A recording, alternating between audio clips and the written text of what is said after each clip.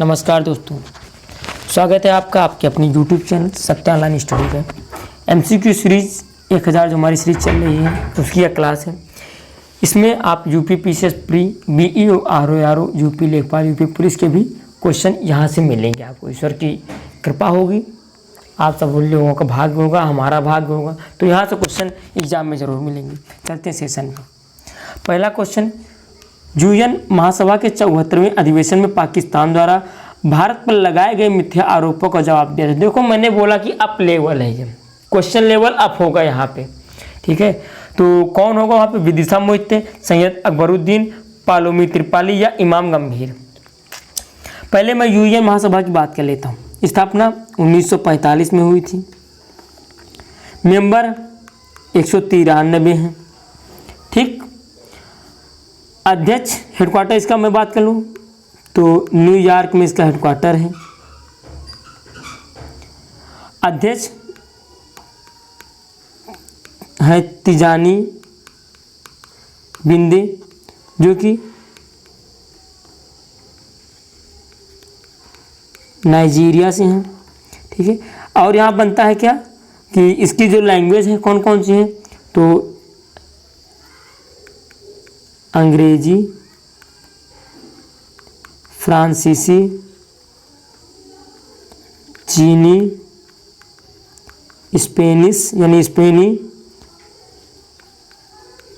अरबी और क्या बची है? एक रूसी बची है, ठीक। तो ये 6 लैंग्वेज हैं जो आधिकारिक भाषा है यूएन महासभा की। किसने दिया था? विदिशा मोहिते ने। अगला, राष्ट्रपति रामनाथ कोविंद जी ने कलर्स पुरस्कार प्रदान कर सम्मानित किया।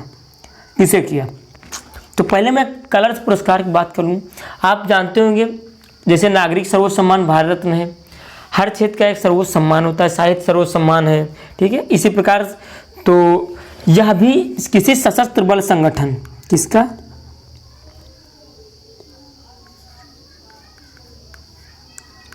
सशस्त्र बल संगठन का एक सर्वोच्च सम्मान किसे दिया गया? वायुरक्षा वाहिनी को। तीसरा क्वेश्चन, भारत की तीनों सेनाओं ने संयुक्त रूप से पहला युद्धाभ्यास स्मेलिंग फील्ड किया, किस राज्य में हुआ? जम्मू कश्मीर, गुजरात, पंजाब या राजस्थान। क्या नाम था स्मेलिंग फील्ड? तीनों सेनाओं यानी भारतीय वायुसेना, भारतीय नौसेना, भारतीय थल सेना, इसमें स्पेशल फोर्सेज, इन तीनों सेनाओं की स्पेशल फोर्सेज ने मिलकर ये किया, ठीक है। कहाँ पे हुआ ये? गुजरात में, ठीक है। अगला क्वेश्चन, चौथा, चीन ने अपना 70वां राष्ट्रीय दिवस कब मनाया? 30 नवंबर, 1 अक्टूबर, 2 अक्टूबर या फिर 3 अक्टूबर कब मनाया? आपको बताना है। मैं यहाँ पे पहली बात चीन की कर लेता हूँ। राष्ट्रपति इस समय चर्चा में है, शी जिनपिंग। आपको मैं पीएम बता दूंगा यहाँ पे, ली कचियांग यहाँ के पीएम होंगे, ठीक है। मुद्रा युआन या रेनमिंबी भी है। बीजिंग राजधानी है। लैंग्वेज मंदारिन है यहाँ पे, ठीक है। तो कब मनाया गया? 30 नवंबर को, ठीक है। 5वां क्वेश्चन, पश्चिमी उत्तर प्रदेश का कौन सा ऐसा समुदाय है जिसमें खाप पंचायत व्यवस्था, क्या? खाप पंचायत व्यवस्था एक परंपरागत सामाजिक संगठन के रूप में पाई जाती है? किसका? हमारे उत्तर प्रदेश में पश्चिमी भाग जो है, किसका होगा? ऑप्शन नंबर सी, जाट का, ठीक है। उसके बाद 6वां क्वेश्चन, निम्न में से उत्तर प्रदेश में बोली जाने वाली, उत्तर प्रदेश में सबसे कम बोली जाने वाली भाषा कौन सी है? हर प्रदेश का यानी हर राज्य का, हर देश का लैंग्वेज होती है, कई प्रकार की लैंग्वेजेस बोली जाती हैं। सबसे ज़्यादा विविधताएं हमारे भारत में है। लगभग 7000 के करीब हमारे भारत में लैंग्वेजेस बोली जाती, क्षेत्रीय राष्ट्रीय मिलाकर के, याद रखिएगा लगभग 7000, 6900 समथिंग है, ठीक है। तो कौन सी हो जाएगी आपको मैं बता दूं, ये लिखा गया ऊपर से नीचे, यानी पहले नंबर पर हिंदी, दूसरे भोजपुरी, तीसरे पर उर्दू और चौथे पर संस्कृत। यानी सबसे कम कौन बोली जाएगी? हमारी सबसे प्राचीन भाषा संस्कृत, ठीक है। 6वां, हमने बोली देख ली, अब हम धर्म देख रहे हैं। उत्तर प्रदेश में किस धर्म के अनुयायी सबसे कम हैं? इस्लाम, हिंदू, बौद्ध या पारसी? ठीक है, देखो उत्तर प्रदेश में हमारे 7 धर्म हैं। जब मुख्यतः मैं बात करूं तो विश्व में मुख्यतः 7 धर्म हैं। तो अगर मैं ऐसे बात कर लूं, देखो हिंदू, 1 मिनट शॉर्ट लिख दे रहा हूं, ठीक है, आप लोग याद रख कर लेना। हिंदू, मुस्लिम, सिख, ईसाई, ये 4 हो गए। ठीक है, अगला जैन, फिर बौद्ध और फिर पारसी। सबसे कम कौन? पारसी। सबसे ज़्यादा कौन? हिंदू।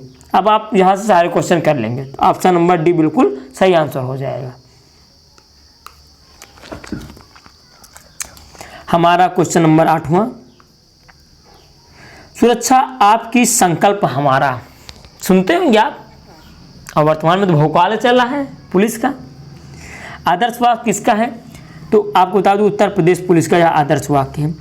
और मैं बता देता हूँ विश्व की सबसे बड़ी पुलिस सेवा है, विश्व की सबसे बड़ी पुलिस सेवा यही है। ठीक है, अगला क्वेश्चन 9वां, जनगणना 2011 का शुभंकर क्या था? प्रगणक देख, प्रगणक शिक्षिका, संगणक शिक्षिका या प्रगणक अनुशासन? क्या होगा बताना है आपको।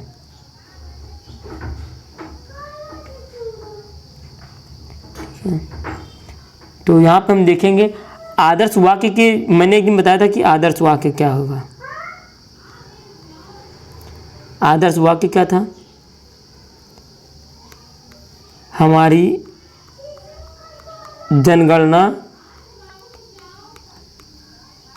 हमारा भविष्य, ये आदर्श वाक्य था। ठीक है, हमारी जनगणना। तो ऑप्शन नंबर बी प्रगणक शिक्षिका शुभंकर था। ठीक है, 10वां क्वेश्चन, 2011 के अनुसार भारत में पुरुषों की संख्या कितनी थी? 58.75 करोड़, 62.32 करोड़, 42.8 करोड़, 69.8 करोड़। ठीक है, पुरुषों की संख्या यहाँ है तो मैं पहले बता दूं महिलाओं की संख्या। तो महिलाओं की संख्या जो थी वह थी 58.7 करोड़। ठीक है, पुरुषों की संख्या ऑप्शन नंबर बी 62.32 करोड़ थी, महिलाओं की संख्या 58.7 करोड़ थी। ठीक है, तो यहाँ से सारे क्वेश्चन याद रखिएगा, क्वेश्चन आपके एग्जाम में आएंगे। अच्छा लग रहा हो, ये लग रहा हो कि क्वेश्चन आएंगे, इंपॉर्टेंट है, तो आप इसे देखिए, कमेंट कीजिए और शेयर जरूर कीजिएगा। भारतीय पुरातत्व का जनक कहा जाता है किसे? अच्छा क्वेश्चन है, यहाँ से कई क्वेश्चन बनेंगे। ठीक है, तो अलेक्जेंडर कनिंघम की मैं बात करूँ कि भारतीय पुरातत्व सर्वेक्षण ASI स्थापना इन्होंने की थी। ठीक है, जॉन मार्शल की मैं बात करूं तो इन्होंने एक पुस्तक लिखी थी द वैदिक हड़प्पन। और क्वेश्चन यहाँ बनते हैं, इन्हीं के समय ये अध्यक्ष थे कब? 1902 से लेके 1928 तक। ठीक है, और आपको पता होगा 1922 में ही राखलदास बनर्जी और दयाराम साहनी मुख्य थे, दोनों लोगों ने सिंधु सभ्यता यानी मोहनजोदड़ो की खोज की थी। इन्हीं के समय तो ये भी श्रेय इनको मिलेगा। अगले ही ऑप्शन नंबर सी कौन है हमारा? Mortimer wheeler. ठीक है, इनकी बात करूँ तो ये पुरातत्व, ये लंदन का संरक्षण विभाग उसके अध्यक्ष, उसकी स्थापना भी की थी। और ये हमारे भारतीय संरक्षण विभाग में भी इनका अच्छा योगदान था। इन्होंने पुरातत्व पर कुल 24 बुक्स लिखी हैं। ठीक है, कुछ बुक्स हैं जैसे इंडस सिविलाइजेशन है, उसके बाद आर्कियोलॉजी फ्रॉम द अर्थ भी लिखी इन्होंने। ठीक है, उसके बाद चौथा ऑप्शन है हमारा जेम्स प्रिंसेप। इन्होंने 1837 में सर्वप्रथम खरोष्ठी प्लस ब्राह्मी लिपि को पढ़ा था। ठीक है, एक क्वेश्चन आपको और मिलता होगा कि अशोक के अभिलेखों को सर्वप्रथम पढ़ने का श्रेय भी इन्हें ही जाता है। किसके? अशोक के अभिलेखों को सर्वप्रथम पढ़ने का श्रेय जेम्स प्रिंसेप को जाता है। अब मैं बात करूंगा आंसर पे। ठीक, बहुत सारी चीज़ें आपको मैंने दे दी हैं, अब आप कितना लाभ उठाते हैं यह आपकी जिम्मेदारी है। Option number A Alexander Cunningham बिल्कुल सही आंसर हो जाएगा। क्वेश्चन नंबर 12, निम्न में से कौन सा स्थल घग्गर और उसकी सहायक नदियों की घाटी में स्थित है? सारे स्थल जो हैं वो सिंधु सभ्यता, हड़प्पन सभ्यता से संबंधित हैं। आलमगीर, लोथल, कोल्डियावा या बनावली, कौन होगा आपको बताना। तो बनावली इसका आंसर हो जाएगा बिल्कुल। ये कहाँ पे? वर्तमान हरियाणा में स्थित है। ठीक है, अगला क्वेश्चन, बुद्ध के उपदेश संबंधित थे किससे? विषय क्या था? आत्मसंबंधी विवाद था, या ब्रह्मचर्य से, या धार्मिक कर्मकांड से, या फिर आचरण की शुद्धता व पवित्रता से? इसका ऑप्शन नंबर डी, आचरण की शुद्धता व पवित्रता से संबंधित होगा।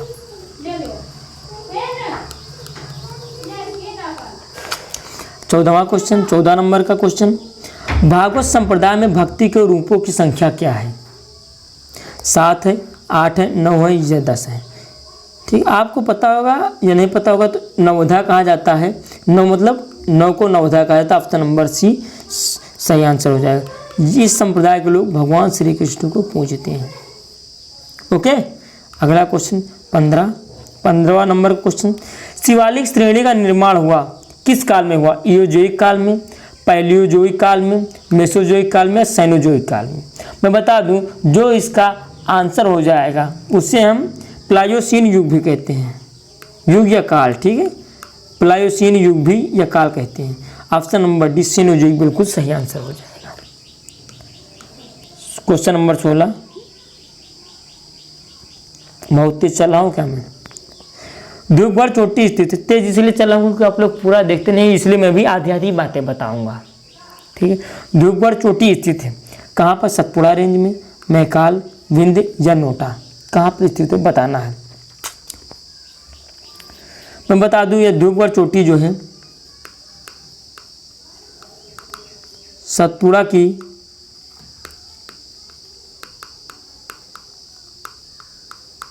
सबसे ऊंची चोटी है। इसकी जो लंबाई है वह 1350 मीटर है। ऑप्शन नंबर ए बिल्कुल सही आंसर हो जाएगा। ठीक है, क्वेश्चन नंबर 17, अच्छा क्वेश्चन है, कई लोगों ने पहली बार हो सकता है देखा हो या कई लोगों को आता भी हो। सुमेलित करना है, इधर कृषि दी गई, इधर प्रदेश दिया गया है, ये ऑप्शंस दिए गए हैं। ठीक है, तो बताना है आपको कुमारी कहाँ की है। तो कुमारी कहाँ की है? तो ये है पश्चिमी घाट की। हमें मिल गया 1 और 3। अब पामा डर्बी कहाँ की है? उड़ीसा की है। बलरा कहाँ की है? राजस्थान की है। खील कृषि कहाँ होती है? हिमाचल प्रदेश में होती है। यहाँ पे हम ऑप्शन को वेरीफाई भी कह सकते हैं, या ऑप्शन को जिसे हम कहते हैं एलिमिनेट करना, ऑप्शन को काटना। मैंने पहला बताया था कुमारी जो कि पश्चिमी घाट में, तो यानी कि 1 और 3 हो जाएगा। भैया कैंसिल हुआ, 3 बचा कौन? यही बचा, आंसर यही हो जाएगा। और मिला सकते हैं आप इसी प्रकार से, या आप मान लीजिए मैंने सोचा कि आपको कुमारी नहीं पता है, आपको पता है खील कहाँ पे? हिमाचल प्रदेश में, यानी कि डी का 4। अब डी का 4 किस में भैया? इसमें है, तो रोकेंगे। इसमें नहीं है, इसमें नहीं है। अब क्या है? मुझे बलरा भी नहीं पता है, मुझे पामा डर्बी पता है भैया। पामा डर्बी कहाँ पर है? तो पामा डर्बी उड़ीसा में, यानी कि दूसरे का ए। तो देखो ये कट गया, बचा कौन? यही तो बचा। ये हो गया ऑप्शन एलिमिनेटिंग मेथड। ठीक है, तो ऐसे भी आप क्वेश्चन सॉल्व कर सकते हैं। ठीक है, 18वां क्वेश्चन, संविधान सुप्रीम कोर्ट को केंद्र एवं राज्यों के मध्य विवादों का निर्णय लेने का अधिकार किस क्षेत्र के तहत देता है?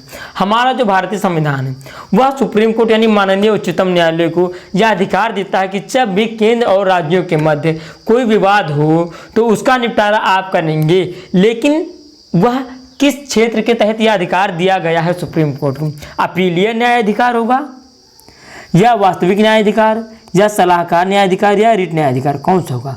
तो मैं बता देता हूँ इसका आंसर। 18 का ऑप्शन नंबर बी, वास्तविक न्यायाधिकार के तहत वह निर्णय लेता है।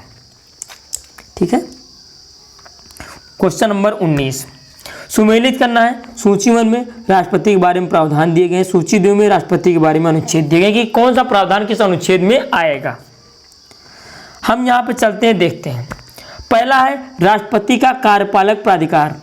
सामान्य शब्दों में या सरल भाषा में कहूं तो राष्ट्रपति कार्यपालिका का प्रमुख होगा।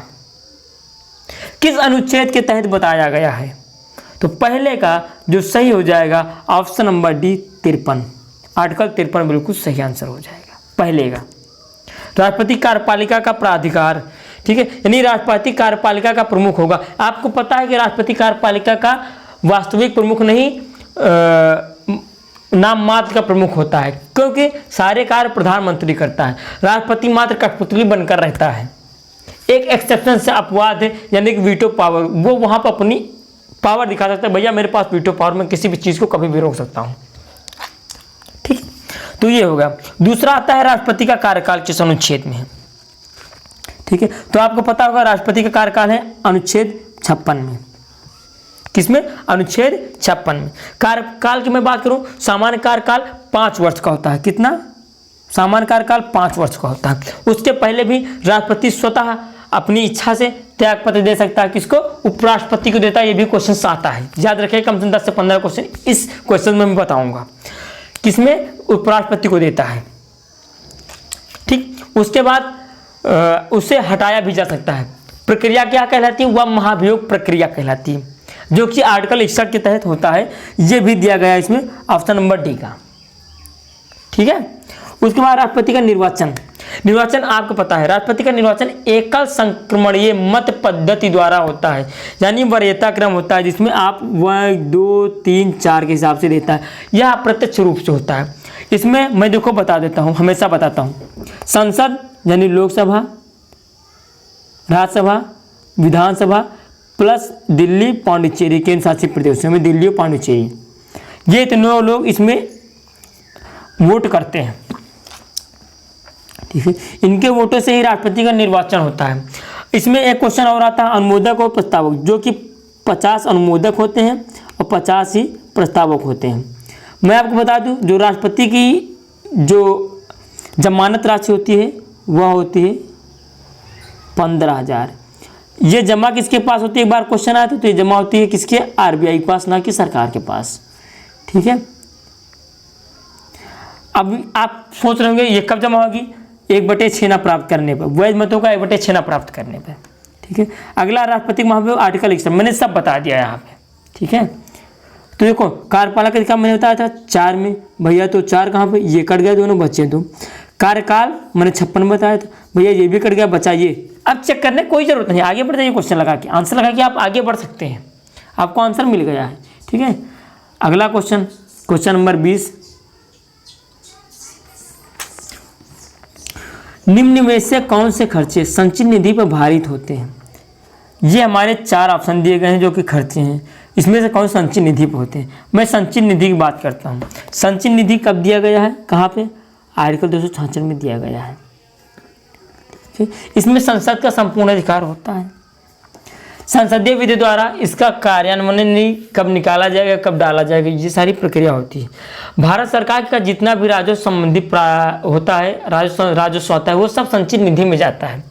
तो इसके कौन क्या खर्चे होते हैं? देता है ऑप्शन कि सुप्रीम कोर्ट के न्यायाधीशों के वेतन दिए जाते हैं, या यूपीएससी यानी संघ लोक सेवा आयोग, जिससे IAS IPS IFS होते हैं, जिसमें उनके अध्यक्षों की पेंशन, ऋण प्रभार जिसके लिए भारत सरकार उत्तरदायी है, या प्रधानमंत्री की परिलब्धियां और भत्ते। इसमें कौन सा होगा? भैया ये होता है, ये होता है, ये होता है, ये नहीं होता है।